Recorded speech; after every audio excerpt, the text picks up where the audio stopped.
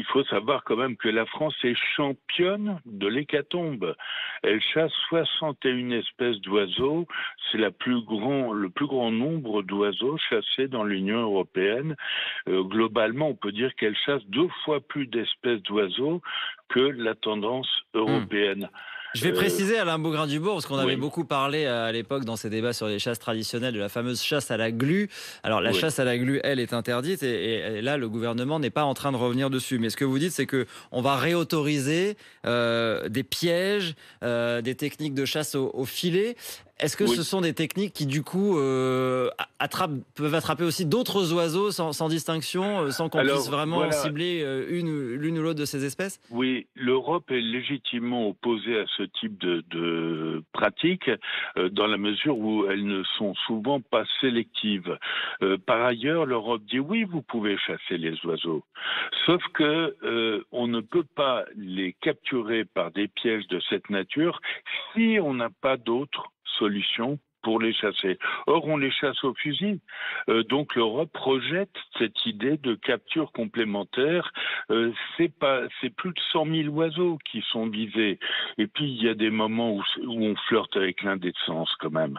Quand vous voyez qu'on va autoriser en Ardennes 1200 vanneaux huppés et tenez-vous bien, 30 pluviers dorés. Comment ils vont faire quand on atteint le 28e pluvier en Ardennes, ils vont se passer le mot en disant attention, il n'en reste plus que 2 qui va les capturer. Non mais on Hmm. plaisante ou quoi? C'est d'une indécence scandaleuse.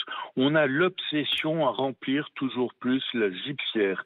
Et voyez-vous, moi j'étais devant le Conseil d'État l'année dernière pour faire en 2021 pour faire interdire ce type de pratique. On a gagné en référé. On attend le jugement sur le fond. Et là, le Euh, gouvernement revient dessus. Vous vous dites quoi? il revient dessus Emmanuel sans Macron ne tient attendre. pas ses promesses de quinquennat écologique. On l'avait entendu dans l'entre-deux tours de la présidentielle promettre un quinquennat écologique.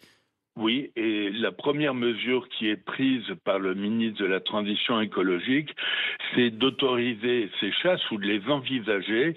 C'est d'une indécence au moment où la faune est à l'agonie à cause du réchauffement climatique, des incendies, des pesticides, de la disparition des haies.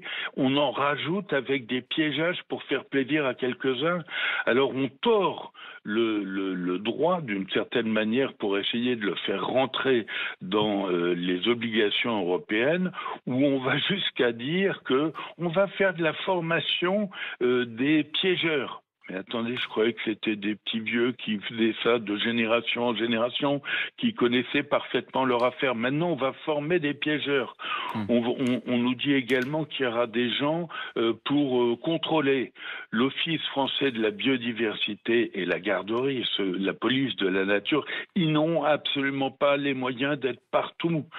Et on parlait d'eux Actuellement, d'ailleurs, Alain Bougrain-Dubourg, hier, parce qu'il oui. contrôle déjà les restrictions liées à l'eau en cette période Mais bien de sûr, sécheresse. On entend votre colère ce matin sur RMC. Alain Bougrain-Dubourg, et le standard est ouvert si vous êtes vous-même chasseur.